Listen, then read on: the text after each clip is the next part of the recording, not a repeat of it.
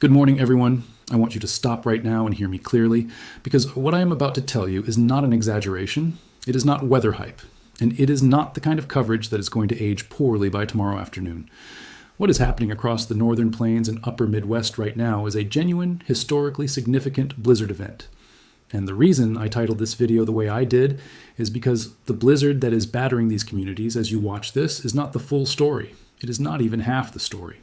What comes behind it, what is being set up in the pattern for the days that follow, is the part that every single person from eastern Montana through the Dakotas, across Minnesota, into Wisconsin, and the Upper Peninsula of Michigan needs to understand before they make a single decision about travel, about livestock, about infrastructure, about anything. So let me start with where we are right now, tell you exactly what the opening act of this event has already delivered, and then I am going to spend real time on what is still coming, because the atmosphere is not done with this region, not even close. As of this morning, a powerful surface low pressure system, one that the Weather Prediction Center described in its most recent discussion using the phrase historically deep surface low for the date, has been tracking northeastward across the northern plains, dragging an Arctic cold front to its west and drawing a deep plume of Gulf moisture into its warm sector to the east. The collision of those two air masses along the surface lows track is what has produced the blizzard conditions currently ongoing across a corridor stretching from north-central South Dakota through central and northern Minnesota and into northwestern Wisconsin.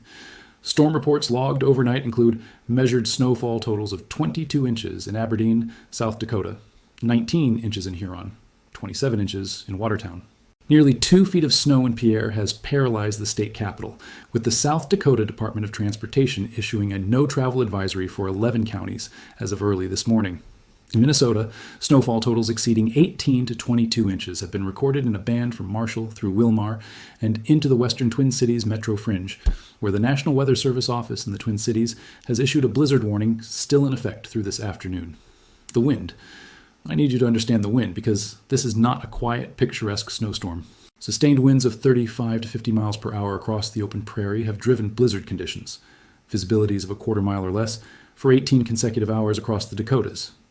18 consecutive hours of blizzard conditions, snowdrifts of 6, 8, 10 feet blocking rural roads and state highways.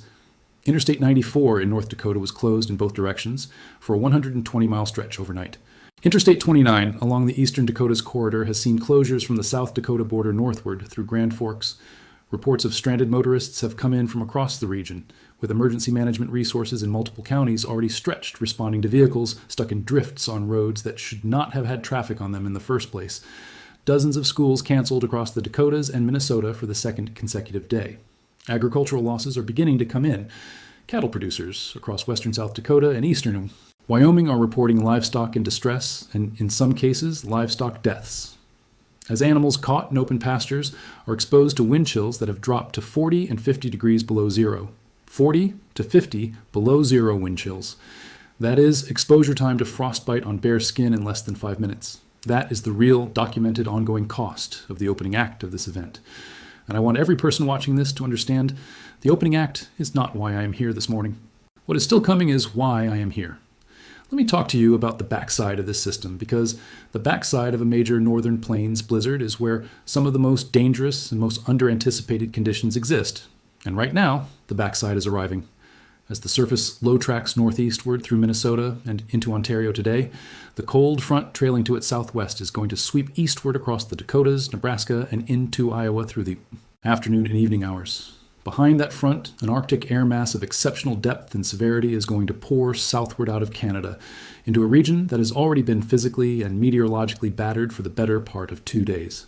The National Weather Service offices across the region are now issuing wind chill warnings valid from this evening through tomorrow morning for essentially the entire northern plains, with forecast wind chills ranging from 50 to 65 degrees below zero across northern and central North Dakota, northern South Dakota, and northern Minnesota.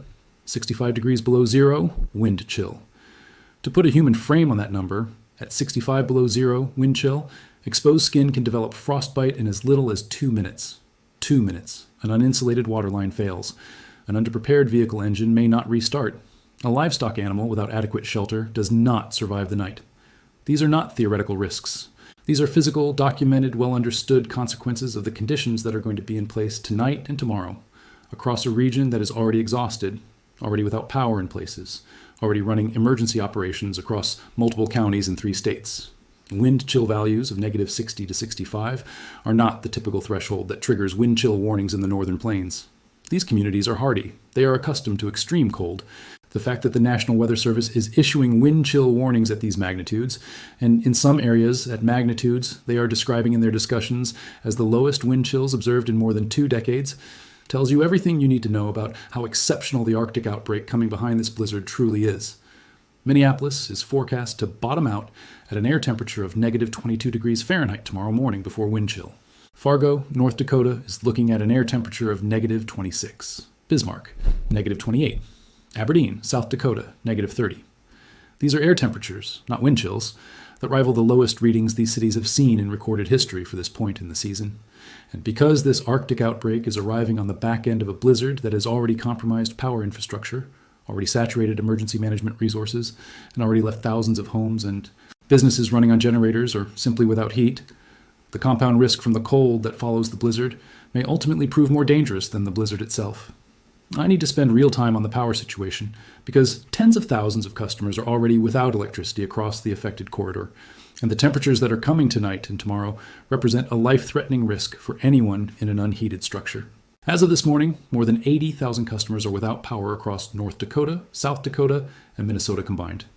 The majority of those outages are in rural areas, farms, small communities, outlying residences, where power restoration timelines are measured not in hours, but in days, because of the inaccessibility of damaged lines buried under 20-plus inches of snow and drifts that have closed the roads repair crews need to reach them.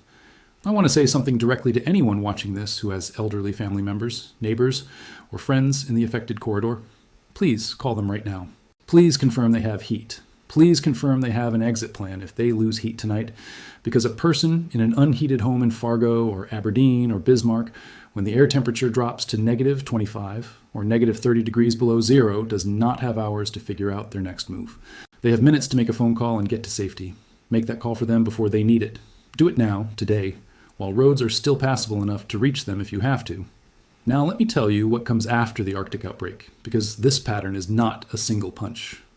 The atmospheric setup over the next 7 to 10 days across the northern tier of the country is what meteorologists refer to as a blocked pattern, a situation where the large-scale circulation has locked into a configuration that repeatedly channels Arctic air masses southward and repeatedly develops storm systems along the boundary between that Arctic air and the warmer air to the south.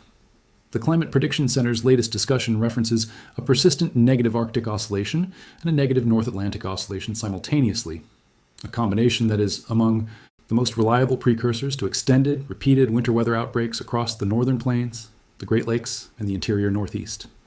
What that means, in plain language, is this. The blizzard and the Arctic outbreak are not the end of a weather event. They are the opening chapter of an extended winter weather pattern that is going to bring additional storm systems into the region every 3 to 5 days for at least the next 2 weeks. The next significant system is already being signaled in the medium-range guidance with the GFS and European models in relatively close agreement on a secondary surface, low developing along the front that is currently pushing eastward behind today's departing blizzard system. That secondary low is forecast to track across the Central Plains and bring another round of significant snow. The National Weather Service's preliminary snowfall forecasts are already indicating the potential for an additional 12 to 20 inches across portions of the same corridor that is currently getting buried, arriving as early as 72 to 96 hours from now, 3 to 4 days. The region will have barely finished digging out from this blizzard before the next system arrives. And because the Arctic air mass behind today's system is so deep and so cold, the snow that falls with the next system is going to be extremely dry and powdery. Exactly the type of snow that blows and drifts most aggressively in high winds. The next round has the potential to produce blizzard conditions just as severe as what is ongoing right now, on top of a snowpack that is already measuring in feet rather than inches across a broad swath of the northern plains. I want to address the agricultural community specifically and directly, because the losses that are accumulating across the northern plains from this event are not abstract statistics. They are people's livelihoods, they are animals that ranchers and farmers have spent years raising. They are operations that were already under financial stress from prior weather events and commodity market pressures that have nothing to do with the blizzard outside the window. Cattle producers across western South Dakota, eastern Wyoming, and southwestern North Dakota are in a genuine crisis situation right now. Livestock in open pastures, livestock without adequate windbreak access, livestock that were not moved to shelter before the storm intensified on Sunday. Those animals are at extreme risk tonight when the wind chills drop to the levels I described earlier. The South Dakota Cattlemen's Association has already begun coordinating emergency feed and shelter resources, but the road closure situation across the western part of the state is making supply delivery effectively impossible in many areas. If you are a rancher or livestock producer in the affected corridor and you have the ability to reach your animals today, before tonight's Arctic air arrives in full force, please do everything in your power to do so. Tonight and tomorrow morning are going to be the most dangerous hours your livestock face in this event, and recovery from significant livestock losses in the middle of an extended blocked winter pattern, with more storms coming every 3 to 5 days, is not just difficult. For some operations, it is existential. The infrastructure picture beyond power lines also deserves attention because extended extreme cold following a major snowfall event creates infrastructure stress that goes well beyond downed power lines. Water main breaks in municipal systems are expected across cities throughout the affected corridor as the Arctic air penetrates the ground, and soil temperatures drop to levels that compromise the insulation depth that protects buried water infrastructure. Fargo's Public Works Department has already pre-positioned crews for emergency water main response. Minneapolis has issued a reminder to residents about how to protect interior pipes. Bismarck is urging residents to allow a slow trickle of water to run from faucets overnight during the coldest temperatures. These are not routine winter advisories. These are emergency preparations being made by experienced northern cities that know exactly how damaging a prolonged extreme cold snap following a deep snowfall can be on aging water infrastructure. If your home uses a private well with above-ground piping or has any plumbing in unconditioned crawl spaces, tonight and tomorrow morning are your critical exposure windows. Heat tape, insulation wrap, a trickle of running water, whatever you have available and whatever you have time to implement today, do it before the temperatures bottom out tonight. I also want to spend a moment on the travel outlook for the next several days, because I know that many people in the affected corridor face the question of whether to travel, for work, for family, for commerce, and I want to give you the most direct answer I can. If you are in North Dakota, South Dakota, or northern Minnesota, the answer to the question, should I drive somewhere non-essential tomorrow, is no. The answer is no. Not because I am trying to alarm you, because wind chills of -50 to 65 degrees mean that if your vehicle slides into a ditch on a rural highway and you do not have emergency supplies in your vehicle and your phone does not have signal, which is entirely possible in the rural corridor that is most affected, your situation becomes life-threatening within an extraordinarily short period of time. The statistics on winter weather-related deaths make this clear every single season. The majority of cold weather fatalities are not people who got caught outside in a blizzard. They are people who were in vehicles that left the road or broke down in extreme cold and were not equipped or positioned to survive the wait for help. If your travel tomorrow is not essential, if it is not a medical emergency, if it is not a critical professional obligation, if it is not a life safety matter, please stay home. The roads will not be significantly better tomorrow than they are today. The cold will be worse. The visibility may still be compromised by blowing snow from the existing snowpack. Stay home. Here is what I need you to do with everything I have told you in this video, and I need you to treat these as immediate actions, not tomorrow actions. First, if you are in the wind chill warning corridor, essentially all of North Dakota, northern and central South Dakota, and northern Minnesota, make absolutely sure your heat source is functioning and that you have a backup plan if it fails tonight. A plan, not a hope. An actual alternate location you can get to safely. Second, check on your elderly neighbors, family members, and anyone in your community who lives alone and is in an unheated or potentially compromised structure. Do it today. Call them. Visit them if it is safe to do so. Do not assume someone else has checked. Third, if you have livestock, move them to shelter now before the Arctic air arrives in full force tonight. Tonight is the most dangerous night of this event for animals. Fourth, charge all your devices.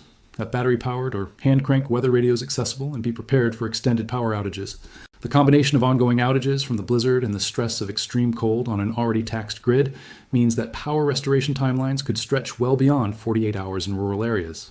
5 days of supplies minimum, water, food, medications, heat fuel if you use a secondary source like propane or wood, is not overcautious for this situation. It is appropriate. Fifth, if you have any exposed plumbing or water infrastructure that is vulnerable to extreme cold, protect it tonight. The time to act on that is before the temperature drops, not after the pipe has already burst. Sixth, do not travel unless it is a genuine emergency. The roads, the cold, and the compounding conditions tomorrow represent a level of risk that does not justify non-essential trips.